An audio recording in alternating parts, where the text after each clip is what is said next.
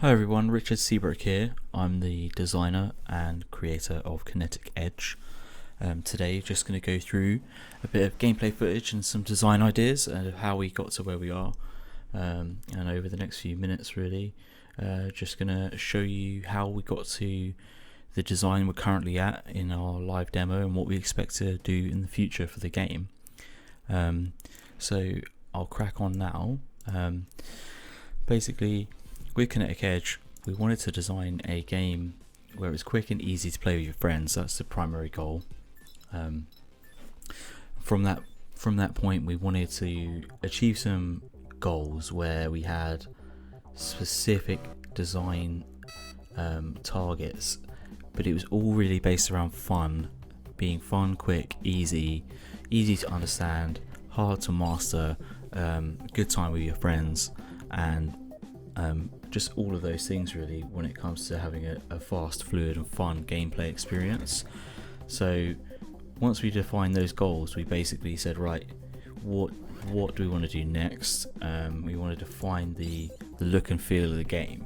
So for about a week or so, we tried to have a look at different themes and different styles, how we would theme the game, what the aesthetics would look like, what the environment would be like, but again, we wanted it to be quite a easy to understand world.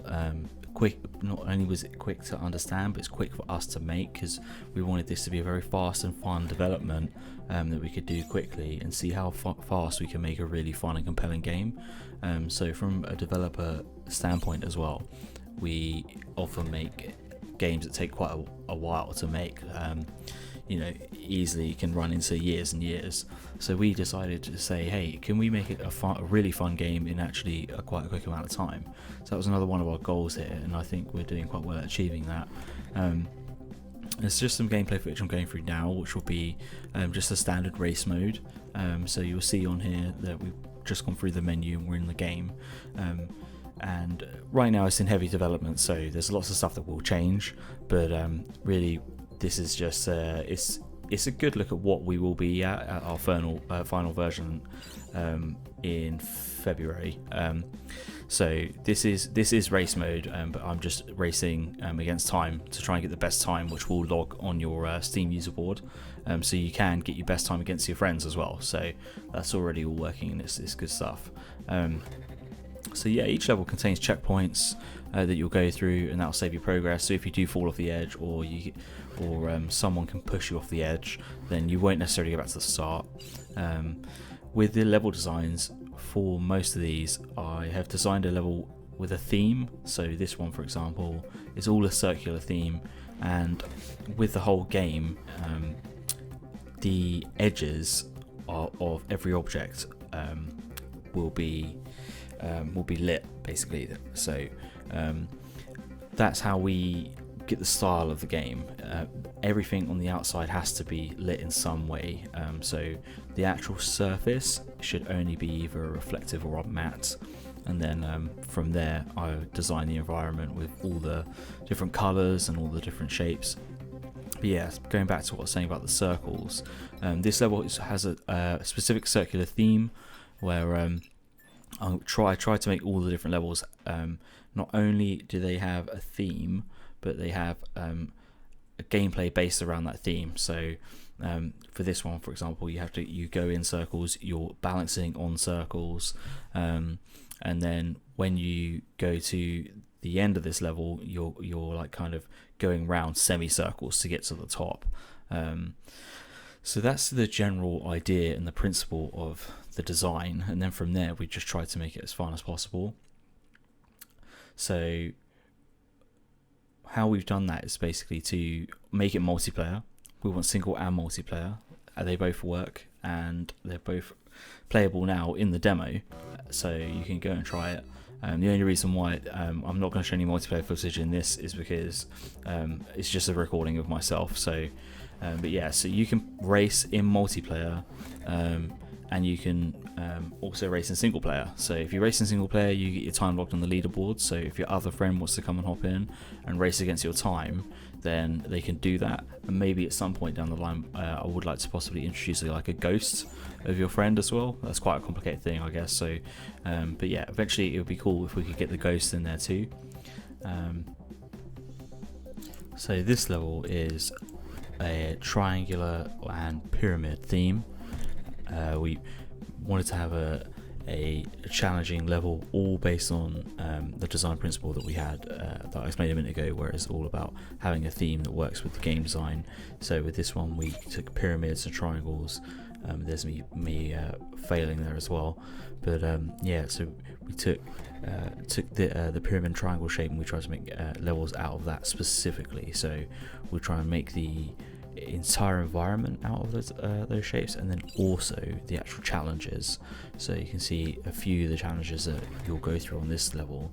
They're based around the actual pyramid shape or the triangular shape, and so we keep the checkpoints, in case anyone's wondering, just as a circle for all checkpoints, just because I want the player to learn that that is the checkpoint, and I feel that if we do keep continually changing up the shape of the checkpoint, it's going to become quite hard to remember what exactly they are. So that's why I've chosen to keep them as a circle, because then once you've learned that that is a checkpoint, you don't have to ever look for a different shape checkpoint. You know that's where you've got to go. Yeah, so that's why we keep that consistent, but the rest of the things I will try and change up. One of the things we do get with the levels when we put the reflectivity up is we get quite an interesting visual style. So far people really like it, and they really like how it actually all refracts and reflects off of the surfaces. So we're really happy with the design style in that regard.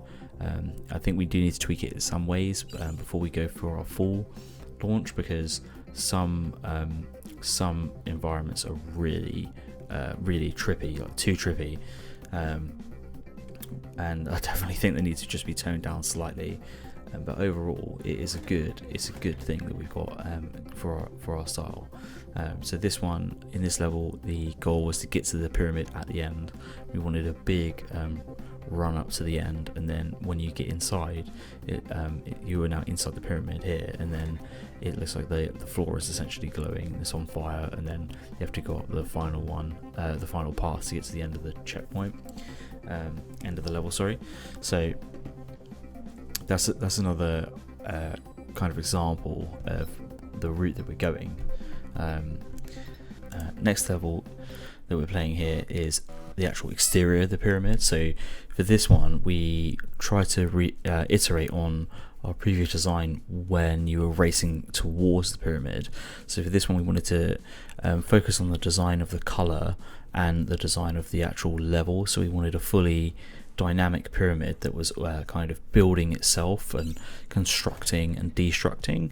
So we wanted platforms to come in and out, and we wanted the player to have to basically get to the top of the pyramid whilst it was moving and evolving and building itself as in one object. So to begin with, we have these spikes that stick out, and then the pyramid will slowly move out and block your progress, and then when the pyramid starts to retract, you have to time it so you can then jump across. And we thought a lot about color and visual cues for this level, and I wanted to maintain a consistency and a theme with color as well as the shape in this level. So you'll see that some of the platforms are a brighter yellow, and the safe areas will be green, ones that don't move, and checkpoints will be green. However, there are elements that will block you or potentially push you off or make you go back to a checkpoint, and those that I have styled those in red. So this is a combination now of all of the different things that we've been trying and testing, and this is a really nice mix of both visual and theme of the level. And so basically the player now has to go around the pyramid over and over and triumph over all of these separate challenges essentially. And then just up here, when this is an interesting one, when we put platforms in, we keep the physics velocity on the ball. It's not the only shape you can play others, but we just test with the ball for the time being. We want to introduce more shapes soon. But yeah, so if the platform is moving, velocity will continue to be applied to the player. So if you do nothing, it will throw you off the edge. So even when the platforms are rotating and moving, it's still a challenge to have to balance it whilst it's on the incline and also spinning until you get to that next checkpoint, which is just coming up now. And then the end goal of this level was to get to the top, and once you hit the top of the pyramid, the level is complete. And yeah, we've basically put challenges on every side going up, so you can see as it goes. If you see down below, the challenges are still down there, and then as you come up, more and more challenges will be on every side. So this one's quite simple once you get to the top, and then you just got the final climb up to the top, which is just some jumping, platforming. But again, you can obviously race this level with your friends and see if you can beat their high score. And it's not the only game mode in the game. We've got loads of other game modes. We're just showing these ones off for the moment because the rest of them were still in development. But I'll show you some more in development game modes shortly. So yeah, that's the end of the pyramid level. So this game mode is golf game mode. This is the one that's currently in development that we're still working on, and this is from the actual engine. I'm just having a little fly around to show you an example. There's several different game modes we're working on at the moment. We've got survival, which is the last man standing, and we've also got arena, which is another good game mode to play with your friends, which you can see in the trailer of the game. But again, that's mainly multiplayer, so I can't really show too much footage of that one, but you can certainly go and check out the trailer. With golf game mode, we really want to be able to have a multiplayer experience where you can have these really fun and crazy race courses to play golf on. We just want to see how we can potentially involve other shapes and styles in that game mode. And then lastly, we have arena, which we've got several different arenas. This is just one example of pretty much the most vanilla one we have, which is just a circle, and then inside the green circle you achieve the most points. So there's always a reason for players to get to the middle, because you get times 3 points in the middle, and then you get times 2 points on the outside, and then just standard points on the outside of the second circle. So it's always motivation getting to the middle, because if you can stay into the middle for the longest, then you will get the most points and win the game. But you can also use your player blast ability here to push players off the edge. So yeah, there's lots of different arenas that we're excited to show when the game fully comes out. But one of these, I believe, is live in the demo now that you can also check out and play. So yeah, that pretty much wraps up the insight to the demo of Kinetic Edge and where we're at the moment. Just thought I'd finish off with some graphics of our original versions where we just messed around. We got our logo from one of the early versions, but these levels have evolved or been iterated into new things. So yeah, that's pretty much it. I hope that gives you a better insight into how we develop the game and what we do, and how we get to the stage that we're at. And hopefully we'll see you all in February with a full launch of Kinetic Edge, and I really hope you'll all enjoy it. So thank you for joining me today on the Kinetic Edge developer insight, and take care and goodbye.